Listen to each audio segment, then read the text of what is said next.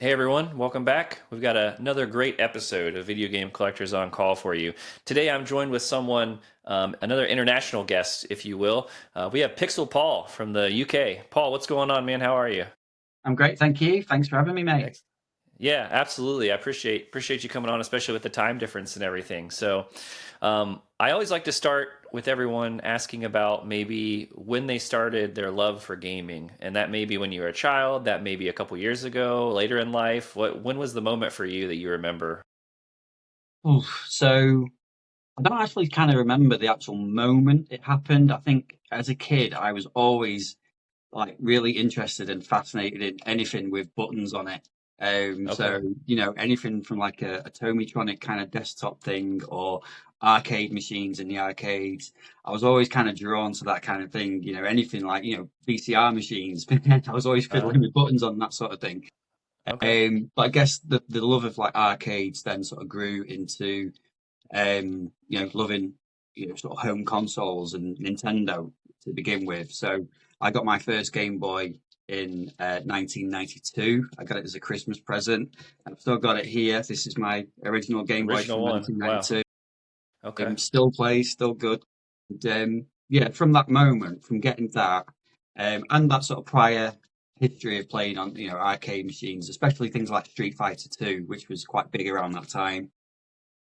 Yeah, that's when my sort of love of actual gaming sort of started. As far as this whole collecting kind of bit part of it goes, I don't know. I think it's a natural thing when you start to be a bit of a gamer, you just naturally build a collection of games up as well as you go along. But I don't think I actually properly sort of started to collect until I was sort of more of a grown up, more of an adult. If I'm even there yet, I'm not even sure if I'm quite there yet. But yeah, you just build up a bit of a collection then, don't you? So that probably kicked in. I'd say maybe around, like the N64 era, around 99, around that sort of time, perhaps. And yeah, that's when I sort of started to stop trading games in and Hmm. started to want to kind of keep the games I was getting and build a bit of a collection up. So yeah, I'd say sort of the actual gaming side of things probably around 1992 and collecting originally, yeah, around sort of 99, I reckon, something like that. So would you say a lot of the games that you have today in your collection are from when you were younger? Do you have a lot of Game Boy games that you originally played? Sadly, not quite. No, I still have some of them, but it was around 2014. And so I built a bit of a collection up. And yeah, around 2014, they were all in a room in this house. But the arrival of my youngest child, my son, he was going to be born. And it was at a point where we'd already had my daughter, so she had the sort of bigger second room. And then all my games were in a box room. So 2014 arrived. My little boy, Pixel Junior, as I call him, he was on the way, and it was, something's got to give here. So Yeah. the collection had to go pretty much. I just had Gotcha. nowhere to store it.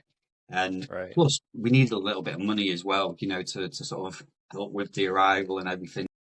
So that collection that I'd built up over the years, kind of, I just sold it basically on eBay. Probably cut it down to about a third, something like that.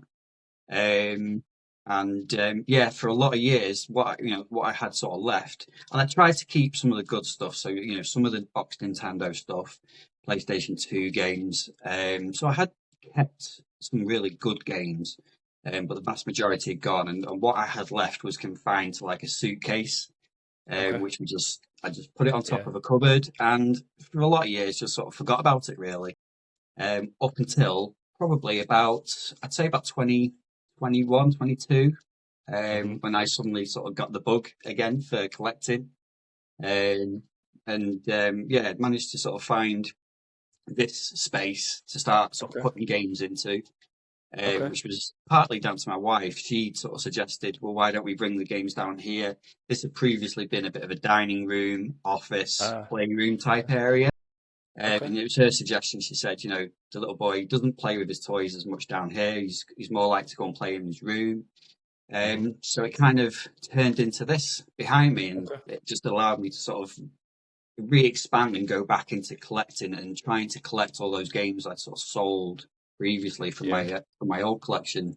And here we are today. So, and this is Yeah. the result of that. It's very nice when you're able to have a dedicated room to have all your games and things and display them and not just, leave them in boxes and things. So Yeah, definitely. that's not so easy sometimes, depending on whatever your living situation may be. So you mentioned the Game Boy as your maybe that was the first kind of home console that you had. I don't hear a lot of people tell me that. Usually it's Super Nintendo, regular Nintendo, or they had an N64, but Game Boy was so are you into handheld games a lot? Is that kind of your passion?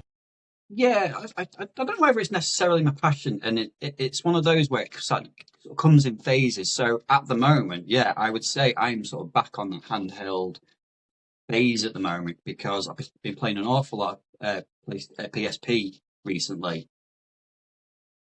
And I don't know how that's sort of come about, but I've just been playing a lot of PSP games, and it seems to be, I don't know if you've seen it on Instagram recently, but a lot of people now are kind of jumping back onto the PSP recently. So yeah, I've been playing a lot of that. But yeah, the Game Boy is never too far from me. I'm quite happy to dive into the Game Boy at any point because they're just so easy to pick up and play. I think that's the main thing with the Game Boy. I just love the fact that you can just put any cartridge into the Game Boy and just instantly go into that game and just play for however long you want to play, really. So yeah, I do love the Game Boy. I can't remember how it sort of came about that the Game Boy was my first console. I don't know whether it was kind of partly like with my parents because it was a Christmas gift. So it Ah, was, it was almost like maybe a dry run for future days, where ah. let's see how he gets on with the Game Boy, how he sort of manages being able to buy games and that sort of thing. And then because the following year, then I ended up with the Super Nintendo for my birthday, I think it was. But yeah, I mean, the Game Boy, just I absolutely adore the Game Boy. It's just Do you remember the first game you played on the Game Boy? well, yeah, obviously, I mean, obviously it was Tetris. Okay. Yeah, Everybody, I would have everybody guessed goes straight Tetris, to but yeah, yeah, yeah, everybody yeah, goes straight to Tetris. yeah. But the first actual game that I bought as well for it, and it was a couple of months after, so I'd made Tetris last a fair few months. But then the first game I actually played was Super Mario Land, the original Super Mario Land, which again I've still got down there. That's the first game I ever bought. And, again, I mean it's not a massive game or anything like that. It's not a difficult game, but I got my money's worth out of that game. I just played it over and over and over. And again, it's a game that you can just pick up and play whenever and for however long. And so yeah, Super Mario Land, that was the first game that I sort of proper played after Tetris. So this is a good point to maybe transition and talk a little bit about your collection. So what exactly do you collect? A little bit of everything? Are there some consoles or systems where you say, "Yeah, I'm not really interested in that," or is it just if it's a video game, you collect it? Yeah, my sort of motto for gaming and for my Instagram and my YouTube channel is if it plays, I'll play it. I'm literally, I will play anything. I will give anything a go. Um, but yeah, as far as consoles go, at the moment, yeah, I just pretty much collect a little bit of everything. Um, there's a few sort of consoles that I've never had. There's a few that I used to have but haven't rebought. So like I used to have the Dreamcast, and that's probably my biggest gaming regret from that initial gaming collection sale was selling the Dreamcast. I really, really wish I'd not sold that now. I've never had a Master System, and that's an itch for me at the moment. I wouldn't mind diving into the whole sort of Master System and just seeing what that's like because I had an NES, but yeah, I just never had a Master System particularly. What about a Sega Saturn? So it's the Sega No. Saturn. I did have a Sega Saturn again in that sort of original collection. Um, and I've got to be honest, it was never my favorite console. Um, Yeah, I I, see I, that. yeah, I mean, I don't. Yeah, I mean, there's a lot of good games for the Sega Saturn. Knights. I remember having Clockwork Knight. Was it Clockwork Knight as well? Yep, yep. Guardian Heroes. There was some amazing games on there. But it was just one of those consoles that I just never clicked with. I don't know whether it was as well from a collector's point of view. The boxes, the cardboard Hmm. boxes. I mean, we had those in the UK. I'm not quite sure what they came in over there, but we had the sort of cardboard case boxes for them, and they were a nightmare. So that kind of put me off a little bit with the Sega Saturn. Don't get me wrong. I wouldn't mind maybe revisiting the Sega Saturn at some point, Yeah. but it's not the one that I'm at the moment kind of itching to go back to. The Um, games are so expensive as well. I think it's I would say one of the most expensive consoles to get into, which I've learned by recently getting a Sega Saturn within the last 6 months. So yeah, yeah, and definitely. that's the thing with me as a collector and my collection is that I'm very much driven by what I can afford as well. Yeah. So I'm not someone who can just go out and splash, 200, 300 quid on one single game. I'm very kind of Right. selective with how much I pay and what I actually want to play and what I want to have in the collection and keep. So I am kind of driven by that whole kind of budget side of collecting. I just, I don't have an infinite amount of money that I can splash on it. And Yeah. I'm not someone who flips for profits for games and things like that to fund it. Yeah. Yeah. So yeah, I'm very sort of driven by I what I can afford at the moment. So It's mm, funny you mentioned that. I do have, an issue with people. I think the reason that prices are so high is you have so many people who buy a game, then charge a higher price, then someone buys it, then they charge a higher price, and there's a lot of inflation going on. Hopefully that will stop soon, but I just mm, see a lot of people on auction sites and things where they're buying games with the sole intent to resell them, and that's not what I do either. So, yeah, yeah, no, we're very similar then because I think I mentioned it on one of my videos not long ago. It almost feels like some games have now become more like a transaction for some people, right, which, you can't knock it. It's not a bad thing necessarily, but I don't know. Are they as bothered about the actual game itself and playing the game and having the game? The right. specialness of having the game. Is it just purely becoming a bit of a transaction, a part of a deal? Mhm. Right, And yeah, that again, it's just not me. That right. again, fair play. If that's what you do, that's what you do, and Yeah. that's how you sort of fund your collection. But for me, that just kind of it just misses the point a little bit for me. It's all about the game and playing it. Oh yeah, absolutely. When you do collect things, well, I guess how picky are you in terms of you have to have the box, you have to have the manual? Are you a complete in box collector, or will you buy some loose discs? Will you buy loose cartridges? Does it not matter to you? Again, I'm kind of driven by that sort of price side of it. For say like an N64 game, if I can pick up a cartridge version of a game without a box, without instructions, and it's for a reasonably cheap price, I'm happy to do that if it's a game I just want to play. If I am paying a little bit more for something, yeah, you want to get the most for your money, don't you? So I would rather have it complete. I wouldn't say it's necessarily a complete deal breaker for me. It's always, I just want to play that game. That's the main sort of aim for me Right. when I'm picking a game up. So Yeah. if it's not got a manual, I'm not too bothered. I'm not someone who would probably buy loose discs. I don't think I'd do that particularly. I think I'd always at bare minimum want the disc in the box. Right. No, Um, I but agree. yeah, yeah, I think with cartridges, It yeah, looks so much better on the shelf that way. I feel like having loose discs, it's hard to display, it's hard to put on a shelf. yeah, With your PlayStation games or your Dreamcast games or your game anything that's a disc, it looks better to have the case so you can display it. The cartridges, I feel like you can still display because they have the names on the spine, and it's not so except for N64. But I think the mm, box or case is not necessarily a need for that. It's yeah. very good. How many games would you say are in your collection? Do you know a number off the top of your head? So, I, I think I did do a count of it about a year and a half ago, and it probably looks, well, it possibly looks more than it actually is. So when I did that Uh-huh. count about a year and a half ago, it was about 380. Um, Obviously, I think time's gone by and I've added to it, so it's probably Yeah. nearer to the sort of 100 mark, maybe a bit more now. I'm not 100% sure, Yeah. but Yeah. no, it's no, it's never. It's just like I say, I counted it that one time, um, but I couldn't put a number on how many are in there now. But I know it's less than Less than 800. 1,000? Okay. It's Yeah. less than a Yeah. thousand. Yeah, it's definitely less than Yeah. 1,000. Yeah, And I assume the answer to this is yes, but have you played all of the games that are on your shelf? no, No. Oh, okay. Okay. definitely not. Definitely not. Okay. No, Not even for a couple minutes or something. no, no. There's a few there that are I've just not touched yet, Yeah. and that's because for me the intention is there's no rush. for me, particularly. The way I sort of see it is this is, I'm not looking to sell these games and move them on as quickly as I can or anything like that. These are here for when I'm ready to play them. And, at some point I will do. There might be Yeah. one or two games in there that, never get played, Right. possibly. Right. But in general, I just, I will pick them up with the intention to play them. But in my mind, it's like, I don't need to play them right now, though.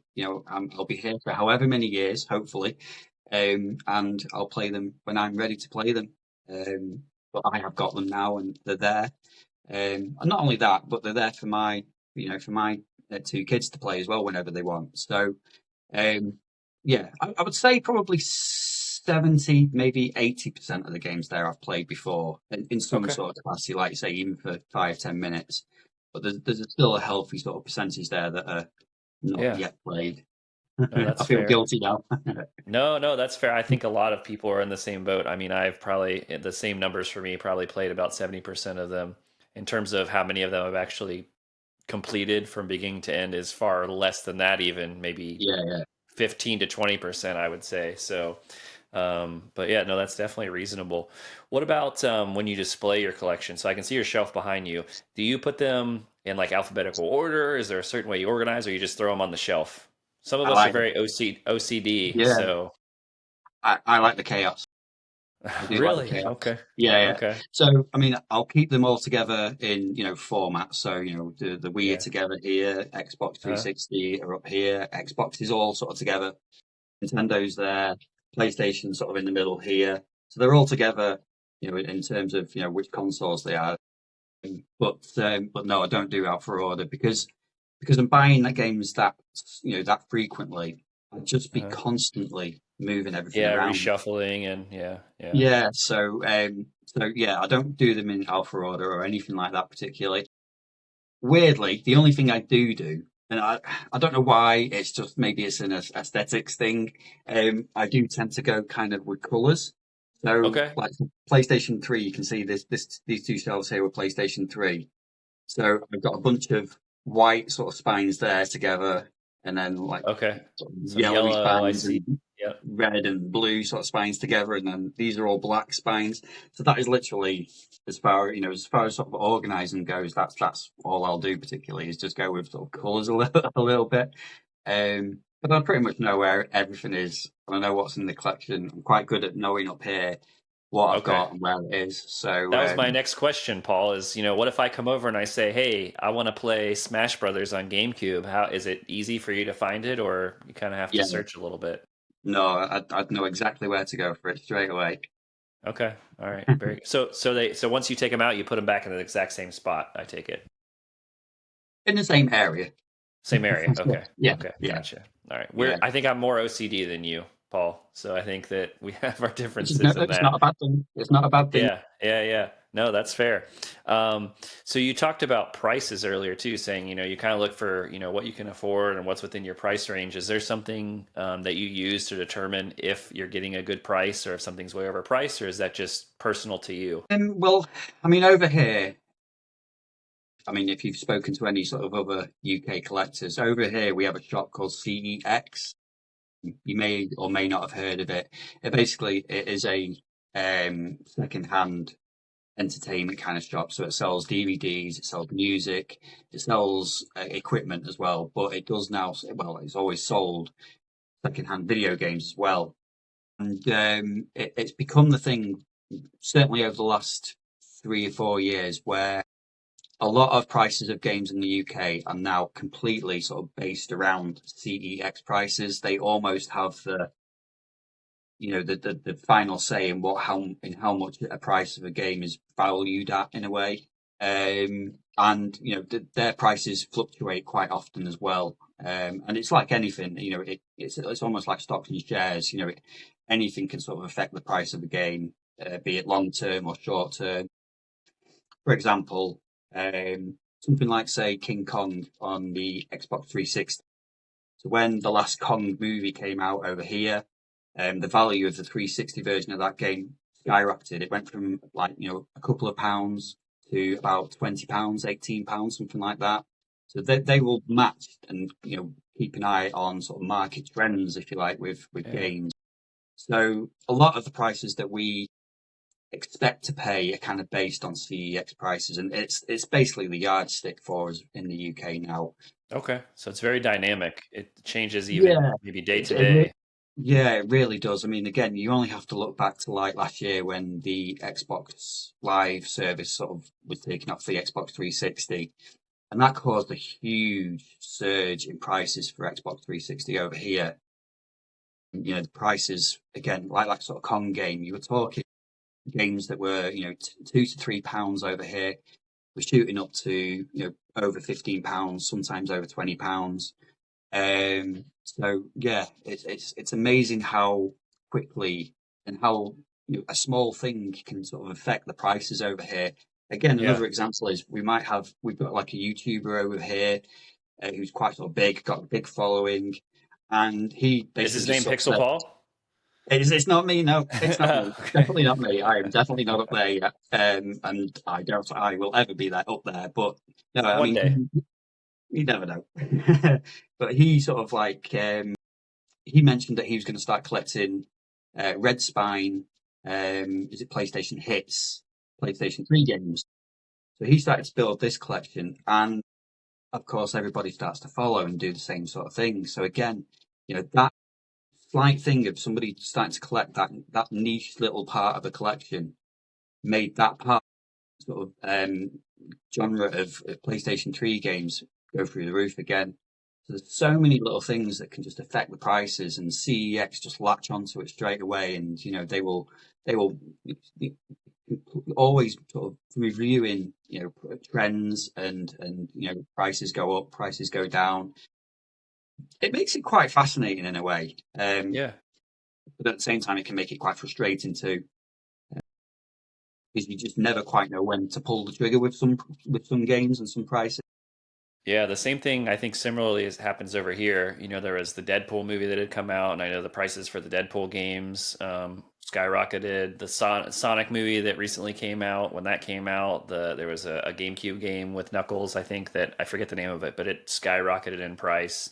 Yeah. So I also think that sometimes, very rarely, you may have someone who maybe buys off of eBay or something and overpays for a game. Mm. So like maybe it's a $50 game, but they pay $100, and now the average cost of that price goes up to 75. So then people who are Yeah. selling it say, "Oh, I'm going to sell it for 75." So that definitely happens a lot. What about in terms of your rarest game in your collection? What would you say that would be? Most valuable, rarest, something like that. Yeah, it's a difficult one, this one, because like I sort of said before, I don't kind of pay over the odds for games. And the main sort of thing for me is just to get the game and play it. So I'm not one for rushing out for kind of special editions or rare versions of games particularly. But the one that I always sort of go to when someone asks me what is almost like the jewel of your collection in a way, and I mean, in a way, it's a bit of a strange choice because it's not the most expensive game ever. It's one of the best games ever, but I always point Okay. to this one, and it's the Legend of Zelda: Link to the Ah, Past. you So know, it's I'll say funny this. that you bring that up. I was actually out of town, and I do game shopping whenever I go to a different city, and I didn't have that in my collection. And All right. but I actually just picked it up just yesterday. So now I have it. Well, yeah, I always go to this one just because of the condition of it. Hmm. I mean, my copy of this is immaculate. It's in a box protector at Yeah. the moment, but this is like Okay. it's in absolutely immaculate condition. It's all complete. The map is in there, the secrets book and everything, which isn't opened. It's not sealed, obviously, because I want to play it. But yeah, I always sort of point to this one, and I always think this is the one that I probably couldn't replace in a way. Again, it's not the world's most expensive game over here, but in this condition, it's one of those where I don't think you would see it in this condition that often. Right. Or at least I hope not. Anyway, So, but yeah, so I always think that is the one for me in I'm my not familiar collection. with the PAL boxes, but is there like that black half circle? Does that pull out like that, or is that a tab, or how does the box? Yeah, Is it so just that like a it's just a sticker that basically it's like a security sticker? sticker. Yeah, Okay. it Okay. doesn't Okay. have one on that side because I've opened Gotcha. that. Okay. But yeah, that one's like a security seal, so that's still on there. But yeah, just that's like I say, for me, it's just in absolutely immaculate condition, and I wouldn't be able to replace that in that condition. I don't think. Not So that would affordable be anyway. a lot of times. I like to ask what your most prized gaming possession is, and that would be it for you, Yeah, right? yeah, I Yeah, think so. yeah. And partly because of the how I came about it as well. So this was it's a weird one, but this one was a Christmas present from my dad, my mum and dad, mainly my dad because my dad was a collector as well. He collected Oh, music, so he collected okay. CDs, cassettes, vinyl, and that's kind of probably where I get my collection uh, Mm-hmm. bug from. And Mm-hmm. my thing was gaming, but his was music. But he would always be out looking for bargains, for game bargains and things like that to give me sort of for Christmas or birthdays or whatever. And I remember getting this one. I think this would probably have been Christmas of '94, something like that. And it just came. I mean, he didn't have a clue about games, so he didn't know what he was buying. But if it was a decent price, he'd pick it up. And it came in Okay. a bundle of other SNES games. And I remember there was like Art's Nightmare, Captain America and the Avengers, F-Zero.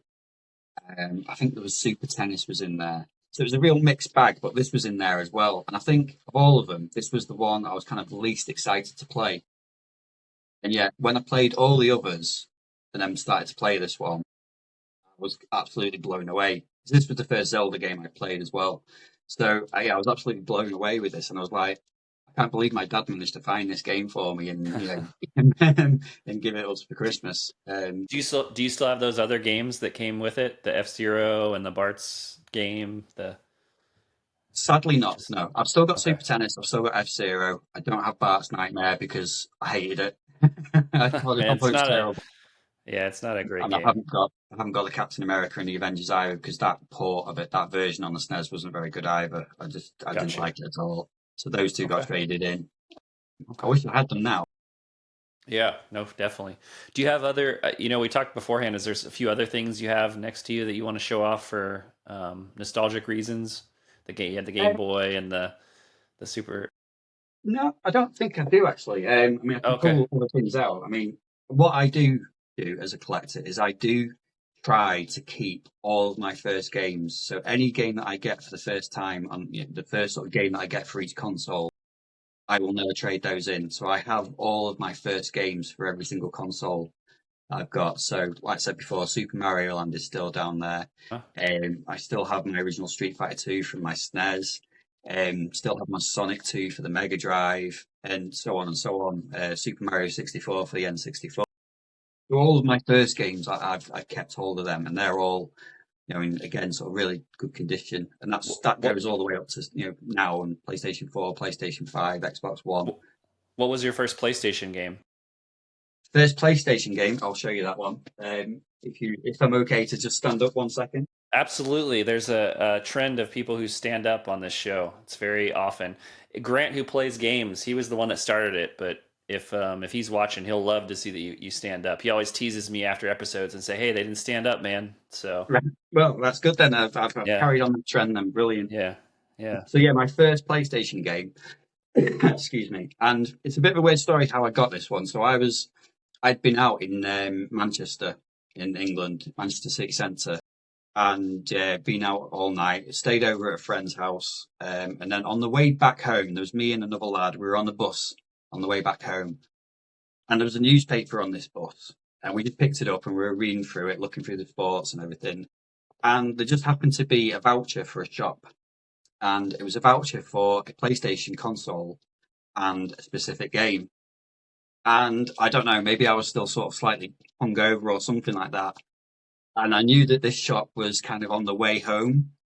And the Okay. second, I just remember saying to me, mate, this voucher is really good. It makes it a really good deal. Do you know what? I'm going to get off the bus shortly and I'm going to go and get a PlayStation in this game and use this voucher. So it was almost like fate kind of thing. Yeah. So I did that, went and got my PlayStation. And the game that I got with that was Metal Gear Solid.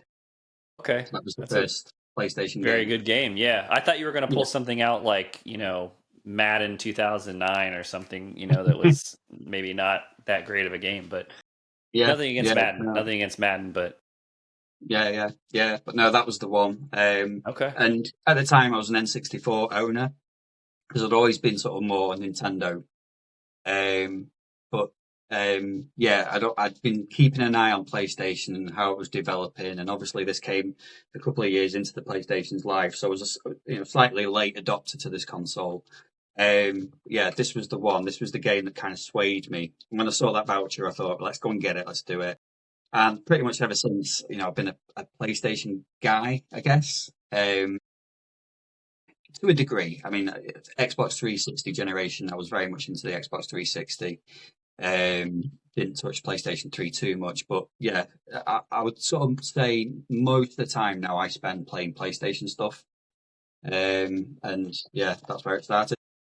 So I want to point something out for a viewer because this is something I've relatively recently figured out is that the PAL covers, in my opinion, most of the time are much better than the North American versions. So that Metal Gear, I don't know if you've seen the North American version of Metal Gear Solid. Let me grab it so we can kind of compare the two real quick.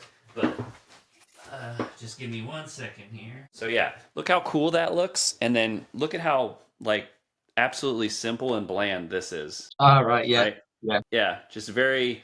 I mean, I don't. I would much rather have that one, but that yeah. seems to happen with a lot of games, and I'm not sure why they've done that, but No, I think the only time possibly when you guys got the better over us was for uh, PlayStation 2 and PlayStation uh, 2 spines. So uh-huh. the PlayStation 2 spines, I don't know if you can see it on that there. We just had the plain black and white spines, Yeah, yeah, and they're really dull. I mean, they look quite smart, but I know yeah. in Ours other, are a little in other, bit more exciting. yeah, Like this is Crash Bandicoot. I just grabbed a random game, but the yeah, spines, are much more. It has the yeah, font of the game. Some of them even have pictures of what's in the game. So I yeah, definitely feel your pain on that one. I do when I see those PAL versions of those PS2 games. I'm like, oh, I'm so sad for all my friends in Europe because those are those are kind of ugly. But yeah. It's makes it just boring. But Man, it makes it look nice on the shelf though. It's very uniform. But so is there something that a current game that you're trying to find that if you can find it for a great price, you wanna buy it so that you can play it? well, I have a little book. I have this little book that Okay. when I think about a game, that maybe I've not sort of considered sort of looking for before, I always note it down into the book, and I have a most wanted page on there. So recently, there were two game. Well, yeah, there were two games on there which I'd managed to pick up. So one of those was Streets of Rage 2 because I'd never owned it physically. So I Uh, managed to get a copy of Streets of Rage 2. Another one was Wipeout 64 on the N64. So I managed to get those two recently. But I think there's two games that are constantly on my mind. Two games that I would love to pick up. One is quite affordable. The other is quite expensive. The affordable one is a game called Mercenary Force on the Game Boy. okay. It's basically like a side-scrolling shooter set in like Japan with Ninja Warrior type things, but it's like a shooter type game. Okay. I've always wanted that because again, I've never had that physically and never played that game. So I'm always on the lookout for that one. And then the one that's slightly more expensive is Batman Returns on the SNES, boxed. Just because it's just one of my favorite SNES games ever. I love that game. I love that Okay. type of game as well. I love the movie. I've got a cartridge only copy of that, but for some reason, it just grinds me that I haven't got that boxed and complete again because I've just never had it as well. But it's over here. There doesn't seem to be that many copies of it. What copies there are not in great condition, and it's just quite expensive again. Mm-hmm. But it's one of those, if I saw it and it was in immaculate condition, I think I'd be very tempted to get that no matter what price it was. So I kind of Gotcha. worry Yeah. about the day Yeah. when I actually do find it a little bit. But Yeah. yeah, I I'd love to have a copy of that. You mentioned Batman actually, and I recently learned that Batman's not the only game this applies to, but the Batman game, The Adventures of Batman and Robin on Sega Genesis and Adventures of Batman and Robin on Super Nintendo are two very different games, apparently. Which Mm. I played the Sega Genesis one, but not the Super Nintendo one, and that's the case with a couple other ones like Aladdin, that was actually produced by different companies. We kind of talked about that a little bit on one of my streams, but a lot of that is just interesting to me how you can have a Super Nintendo game and a Sega Genesis game, the exact same title, the cover art's the same, but then the game Yeah, be completely different. So, yeah. The one that springs to mind as well is Alien 3. Um, mhm. they're both sort of similar types of game, but the SNES version compared to the Mega Drive version is completely different in a way. Hmm, It's yeah, but very it does interesting. happen quite often, doesn't it? Yeah, Yeah, yeah. I don't know why they would do that, but maybe it'll make them more money because it's two separate games. I don't know, but yeah, true. well, one question that we talk about, if you've seen any of my episodes before, that could be a little controversial, and I'm just looking for honest opinions. I, have spoken my opinion very often on the show, is about graded games, and so I'm just curious on what your thought is on graded games, and if you would ever buy a graded game, or just your thoughts in general. Yeah, I'm not a fan. Yeah. Not a fan. I don't. I mean, I don't Okay. like sealed games either. I just Mhm. again, I go back to my sort of motto of if it plays, I'll play it, and that's the whole point of a game to me. It's playing the actual game itself. Yeah, there's just something about sealed games, keeping games sealed or graded games. If you're that kind of collector, yeah, it must be great to have that. But for me, I just find it frustrating. I just want to play the game. Yeah. Um, and yeah, I'm not a fan of it. I'm not a fan of it. I Yeah. must admit. No, no, that I've definitely heard that same opinion a lot. So I think that's a reasonable way to look at it, that the games are meant Yeah, to be played. If they're tied up in a plastic, container, you can't get them out to play them. So what's the point in really yeah, having it? yeah. All right. Let's move on to some more just general questions. So is there a game you're currently playing through right now? So I've just started Assassin's Creed Mirage, not Shadows. I'm way Oh, okay. behind. So I've just Okay. started to play Assassin's Creed Mirage on PlayStation 5. I just finished RoboCop Rogue City. So you can sort of see my way of playing games. I do tend to wait for games to go cheap. So, Mm-hmm. whether that's 6 months later, 8 months later, I wait for games, especially on the current generations, usually to go Yeah. cheap. I'm quite patient. So I am constantly playing catch up. It's very rare I will buy a brand new game on day one. But What yeah, so what did you I've what did you play RoboCop on? What console? PlayStation 5. Okay. What did you think of it? I've heard some mixed reviews. I personally loved it. Okay. I thought it was a bit of a slow burner. It took a few sort of missions and an hour or two for me to start to really like it. Uh, Okay. it feels like an Xbox 360, PlayStation 3 era game in a way, the way it just handles and it's that kind of it's just that kind of game. It just feels like that kind of era game. But I didn't mind it, and I thought, yeah, overall, I just really enjoyed it. I do like the RoboCop film. Not sure about the RoboCop 2 and 3, but certainly the first film I really like. So I got a real kick out of it and just enjoyed it. I thought it was really good. Is it a first person, third person shooter? What kind of game is Yeah, it? yeah, it's a first person shooter. First First person. person Okay. shooter. All right. Very Um, cool. but yeah, I just really enjoyed it. You can get it for a really decent price now as well. I think it's just Okay. gone to PS Plus as well recently, so it's well worth a Okay. look. Okay. What about your favorite console of all time? Oh, right. Okay, so yeah, it's always a tricky one, this one. So, Yeah. my first thought is always to say the Super Nintendo. Um, sorry, fella. Um, that doesn't count. That's a handheld console, isn't It's it? made by the same Um, company too, so it's not yeah, like you yeah, said Xbox or something. Yeah. yeah. So yeah, my sort of immediate go-to with that is Super Nintendo, just because it was the first home console, and there was just very little wrong with that. I think the catalogue of games that you could get for the Super Nintendo, for the SNES, was amazing. I think the controller is almost like timeless. It just never ages. It always feels comfortable to play. The games are always so responsive, and yeah, I love the look of the console itself as well. And there's just so many classics on it. There's just so many great games for the Super Nintendo. But it's always my sort of go-to game when someone asks me that. Okay. What is your favorite game of all time? Mass Effect 2. Mass Effect 2. Okay, so a newer Yeah, one. Yeah. So yeah, that's relatively, yeah. yeah, What do you like yeah. about Mass Effect 2? Excuse me. So yeah, Mass Effect 2.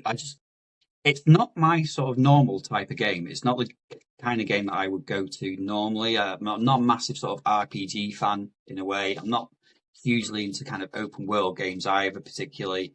I know Mass Effect 2 isn't necessarily those two, but there's elements of sort of open world and RPG to it.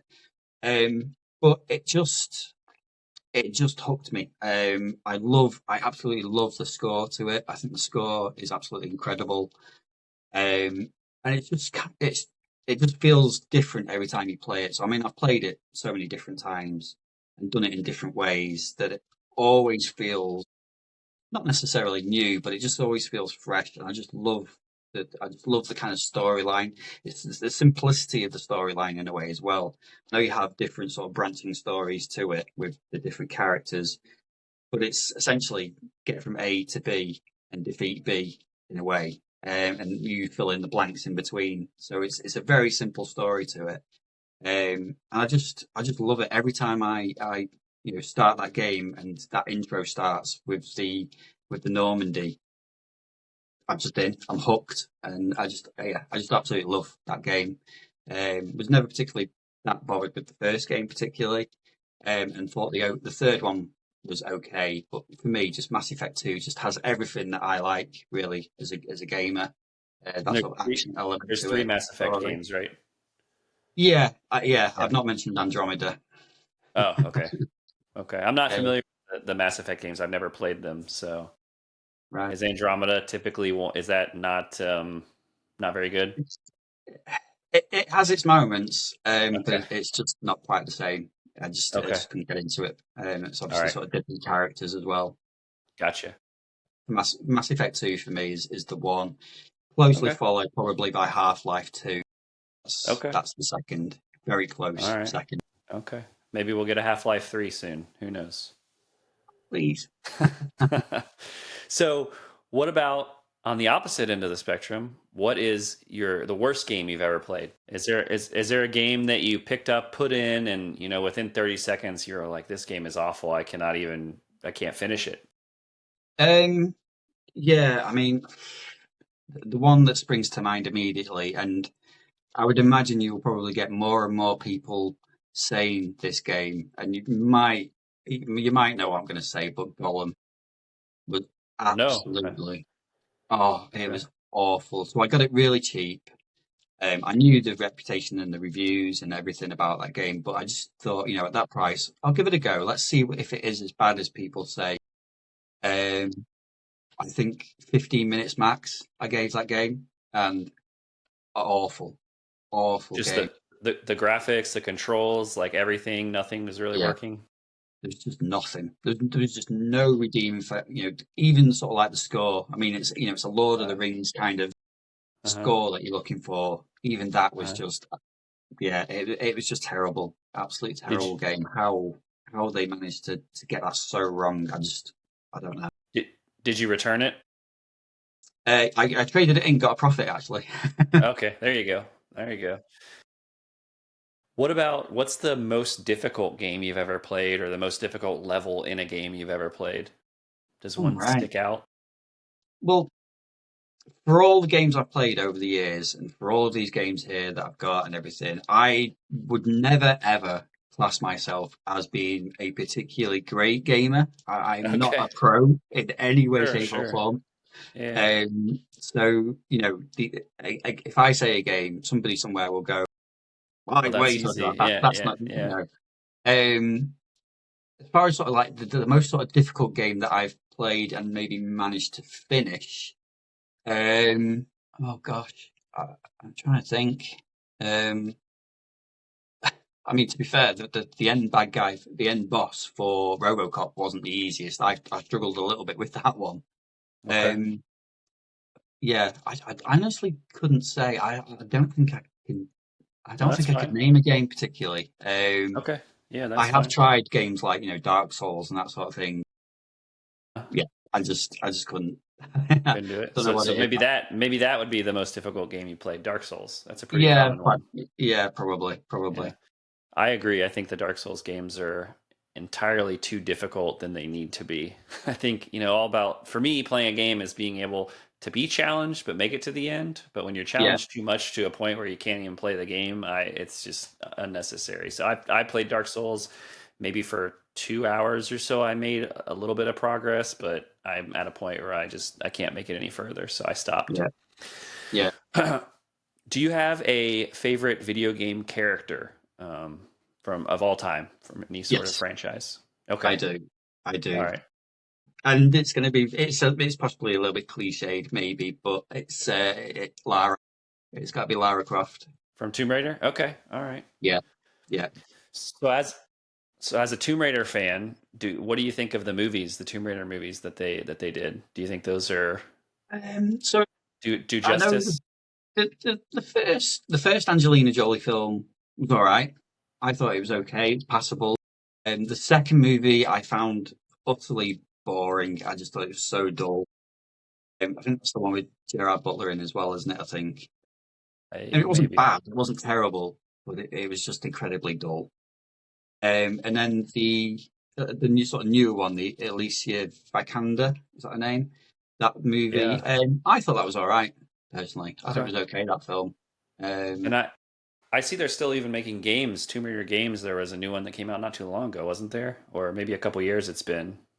yeah, Um, I think I'm not quite sure where they are planning to go with Tomb Raider and Lara Croft at the moment. I mean, we've had the remasters done of the first three games, and then there was another collection of remasters for the three games after that as well. So there's obviously still a bit of an appetite for Tomb Raider, for Lara Croft, and those kind of games.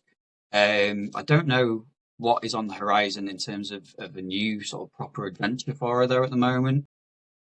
I'm hoping, I can't see that series ever kind of sort of fading away. right. But I mean, you can never say never, can you? I suppose they've ended like the Uncharted series to a degree. So I still think there's probably a market there for Tomb Raider. So I'm hoping that there will be something new on the horizon soon. But Yeah, we'll yeah. I see. mean, I think Tomb Raider is like one of those classic PlayStation franchises where they're still going to this day because you have Resident Evil as well as another one of those. Yeah. Even Crash Bandicoot is getting some remakes lately and stuff. So I'd like to see a new Crash Bandicoot game. I think that would be Mm. really cool. I really Yeah. enjoyed those games. So, Yeah. what is your favorite multiplayer game of all time? Right. So I'm not a massive fan of on. I'm certainly not online multiplayer games. I'm not. Hmm. I kind of dabbled in it a little bit with. I think it was like Halo 3, Right. and I remember playing Street Fighter 5 online, and I got quite good at that actually as well. I did all right with Street Fighter. But other than that, I've never really particularly sort of dabbled with the online multiplayer type, part of gaming. But in terms of local multiplayer, I'll go all the way back to Street Fighter 2. Probably that Okay. was always my sort of game. I just absolutely loved Street Fighter 2 in the arcades, but I loved it on the SNES as well. And I still love Street Fighter 2, to this day as well. That is my go-to Street Fighter game. So I'd say probably, that is the game I probably played the most amount of hours in multiplayer against other people, against friends. So yeah, probably go Street Fighter 2. So Street Fighter over Mortal Kombat for you is what it Yeah. sounds like. Oh, Yeah. definitely, definitely. Okay. I don't mind Mortal Kombat, but definitely Right. Street Fighter. Yeah. What's your favorite genre of video game to play? Again, it kind of changes quite often. It changes quite a bit. So like at the moment, I'm quite into. I'm playing a huge amount of like arcade races. So I'm loving, going back to some of the older Ridge Racer games. But I also, at the moment, am playing a lot of, and I get a lot of grief over this. I still call them scrolling beat 'em ups. So Ah, your Final Fights, your Streets of yeah, Rage, yeah, those types of games. I yeah. know people these days like to call them like I don't know if they're fighting games or whether they're beat 'em ups. I'm not sure. But for Huh. me, I don't know. As a '90s kid, they've always been scrolling beat 'em ups. So I do Yeah. like a good scrolling beat 'em up as well. Okay. But I think overall, I think mostly my sort of go-to game, I will spend more kind of hours playing is those sort of story-driven, quite linear type adventure type games. So like Tomb Raider, like Mm-hmm. Uncharted. I do love those Mm-hmm. kind of games. I am looking forward to playing the Indiana Jones game when it comes out on PlayStation 5. It's very So yeah, good. Yeah. yeah, I've played it a little bit on Game Pass on Okay. the Xbox, but Okay. because I was streaming it, I didn't feel like I was getting the full kind of feel Okay. for it. Okay. So when it was announced for PlayStation 5, I thought, right, I'm going to stop playing it and I'll get it for PS5. So Gotcha. yeah, I do kind of like those kind of linear, story-driven adventure games in a way. Okay. That's my thing. All right. Um, as we start to kind of close up here a little bit, do you have any advice for people who are maybe just starting into retro video game collecting, or have been collecting for some time, or just kind of lost and don't know, how to navigate it? Any advice? I think my advice with it is always do your own thing. Don't necessarily go along with the trends. Don't go along with the things that you think you should be buying or you think you should be playing. Just play what you want to play. Pay the prices you want to pay. Don't rush. Be patient with it as well. These games aren't going anywhere. You'll always be able to find retro games. Okay, some of the rarer titles, perhaps, maybe not. But it's one of those where, um, just be patient. Just do what you want to do with gaming, and don't let other people like me perhaps tell you how to collect, because there is no right way, there is no wrong way to do it, in my opinion. Yeah, it can definitely be overwhelming with all the people you see that already collect and some of the things you see and hear. So that's definitely good advice. Now you have obviously an Instagram account where you show off some of your collection, and you have a YouTube channel, correct? Tell me about both of those and how we can see those, and if you have any other social media. Okay, so yeah, I'm on Instagram as pixelpaul underscore pxp. My YouTube channel is the same username as well. The Instagram thing just came about from when I started to recollect and start to build this collection back up a few years ago. So I've been doing that for about 3 or 4 years now, and it was just basically me just taking shots of games really. And It just kind of became a thing. It just became part of it in a way, and I just quite enjoyed sort of sharing pictures of my collection, because other than sort of like friends and family, no one else gets to see, or got to see, the games that I had. So it was a nice way to sort of share what I've got, show people, sort of bargains that you can pick up as well, and how sort of cheaply you can almost build a collection up as well. So yeah, from the Instagram account, I was being asked quite a lot about, are you going to do more videos, or are you going to do, are you going to go onto YouTube, or are you going to stream? And I'd never fancied really stream. But yeah, I sort of gradually got worn down a little bit, and got tempted to try YouTube out. I thought, well, if I'm ever going to do it, you're going to do it now. So just give it a go. Just feel the fear and do it anyway. Do it anyway. Give it a go. And I did, and I just found that I really quite enjoyed it. It was like an extension of that Instagram, and yeah, just I've really got into kind of the whole, prepping videos, finding ideas for videos. But the only thing I would say with my channel is, again, I make it my sort of motto, if you like, to make sure that my game collection drives my YouTube channel. My YouTube channel doesn't drive my game collecting. It's my YouTube channel exists because of the games that I buy. I don't purposely go out just to make content or anything like that. So if I stop buying games, then probably my YouTube channel would stop. But at the same time, I'm trying to bring a bit of variety to my channel as well, to make sure that it's not all about just buying games and showing you what I've got. There's a little bit of other stuff in there as well. So I'm trying to bring a bit of variety to it. That probably hinders its growth a little bit, and I'm not sure, but I've no grand end game for YouTube or anything like that. I just want to carry on enjoying it and do it for as Yeah. long as I can, really.